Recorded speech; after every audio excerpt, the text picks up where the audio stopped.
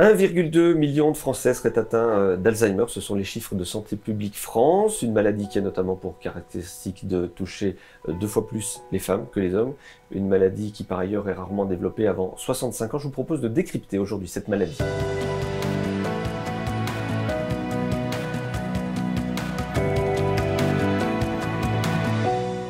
Question très directe, Imatsfer, c'est quoi Alzheimer, cette maladie qui touche, je crois, un Français sur 4 à 85 ans? C'est une maladie qui augmente fortement avec l'âge, à partir de 65 ans, caractérisée par une dégénérescence des neurones qui s'abîment et qui disparaissent avec le temps. On a longtemps décrit notamment les manifestations neurologiques et cognitives, mais on sait aussi que les patients peuvent présenter des manifestations psychologiques et comportementales. Pourquoi est-ce que cette maladie touche davantage les femmes que les hommes, Mathilde Grabert? D'une part parce que les femmes ont une espérance de vie qui est plus avancée que les hommes, et il y a aussi des facteurs de risque de la maladie d'Alzheimer qui sont plus représentés chez les femmes, comme les troubles de l'humeur, notamment la dépression, l'anxiété. D'autres facteurs de risque, Edith Ponavoy? Quand on est exposé toute sa vie à des facteurs de stress majeurs et qu'on a du mal à réguler un petit peu ses émotions, c'est un facteur de risque de la maladie. Quand on dit que ça se développe à 65 ans, Alzheimer, ça peut se développer avant. Dans quelques cas, c'est quand même beaucoup plus rare. C'est dans ces cas-là qu'on cherche des formes génétiques. Il y a à peu près 10% de formes génétiques avant 65 ans.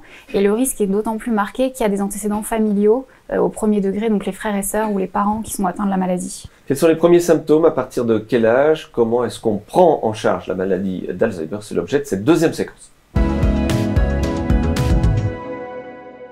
Imatsfer, à quel moment on s'en rend compte? Est-ce qu'on s'en rend compte soi-même quand on est malade ou est-ce que c'est l'entourage qui fait ce constat? C'est souvent l'entourage, en particulier le conjoint ou les enfants. C'est quoi les symptômes? Alors classiquement, c'est des oublis pour des faits récents. 2-3 heures avant, on se rappelle plus ce qu'on a fait. On a rencontré quelqu'un qu'on connaît très bien, on se rappelle plus 2 heures après, c'est quand même plus embêtant. Là, ça doit alerter. Là, ça doit alerter. Qui est-ce qu'on consulte d'ailleurs quand on se retrouve face à ça? Son médecin généraliste? Est-ce qu'il faut aller assez rapidement vers des spécialistes? Le médecin généraliste est le médecin de première ligne et il peut ensuite orienter, dès qu'il y a des éléments de suspicion d'une maladie cérébrale ou d'une maladie psychique, d'orienter vers les centres mémoire. Il y a un maillage du territoire avec des consultations mémoire étalées sur tout le territoire qui sont coordonnées dans notre région par le centre mémoire ressources recherche. Le centre mémoire, très concrètement et qu'on comprenne bien, c'est le diagnostic, c'est-à-dire que c'est là où vous posez la maladie. On va recevoir les patients, donc souvent adressés par leur médecin traitant pour un avis au sujet de troubles de mémoire,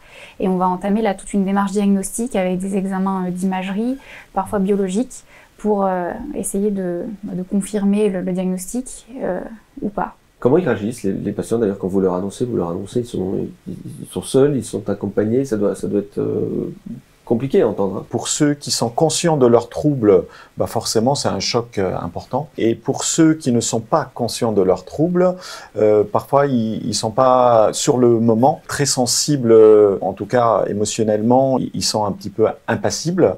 Mais par contre l'aidant est fortement touché et c'est lui qui va essayer d'accompagner par la suite à la sortie de la consultation le patient. C'est un moment crucial, ça peut être un tournant dans un parcours de vie et donc il est important que les soignants, les personnes qui les prennent en charge aient conscience du caractère fondamental de ce moment et qui marque aussi le début d'un accompagnement à la fois de la maladie mais aussi des aspects psychiques et de l'ensemble de la famille.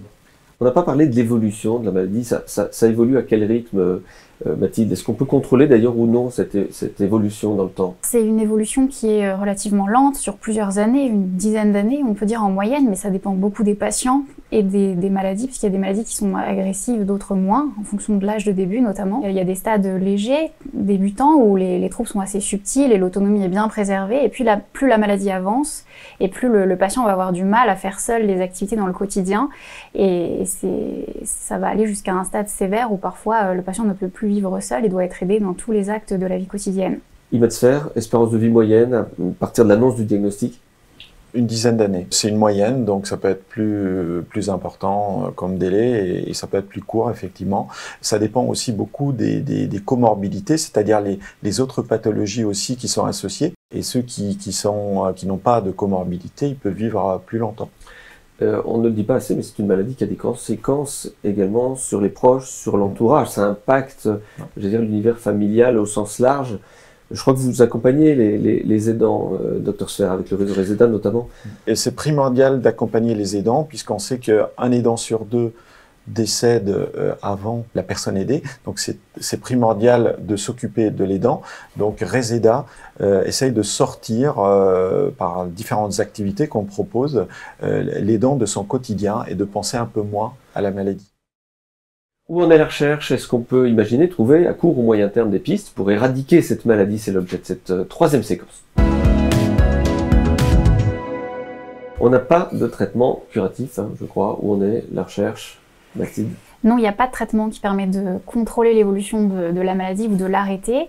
Alors, il existe des traitements qu'on propose actuellement qui sont plus remboursés en France depuis 2018 et qui permettent un tout petit peu d'améliorer les symptômes mais qui ne vont pas modifier le cours de la maladie. Marion Lévy, vous représentez la fondation Vaincre Alzheimer. Vous êtes bien placé pour savoir où en est la recherche. Vous la financez, vous la suivez. Qu'est-ce qu'on peut en dire aujourd'hui en 2024? La recherche a énormément progressé, notamment ces 10 dernières années. Maintenant, on le sait au niveau de la compréhension de la maladie. Donc, à l'origine, c'est vrai qu'on décrit la maladie par l'accumulation de protéines, ce qui entraîne donc la mort neuronale. Mais maintenant, on sait que ce n'est pas uniquement cette accumulation de ces deux protéines anormales, ça va être aussi d'autres perturbations dans le cerveau, que ce soit par exemple une augmentation de la neuroinflammation. On sait aussi qu'on a des risques génétiques. Et après, au niveau du diagnostic, par exemple, on a fait aussi d'énormes progrès. Maintenant, on peut repérer la maladie d'Alzheimer, en tout cas les lésions dans le cerveau avec de l'imagerie. On a des tests aussi sur le liquide céphalorachidien qui sont de plus en plus sensibles. Et on commence aussi à détecter des biomarqueurs de la maladie au niveau de tests sanguins. Je crois qu'on a des médicaments qui sont déjà en phase de test, aux États-Unis notamment. Ça arrivera en France également? Ce sont deux traitements qui ont montré donc un ralentissement du déclin cognitif de manière significative. Et donc actuellement, en effet, il y a un traitement qui est déjà mis sur le marché aux États-Unis et au Japon.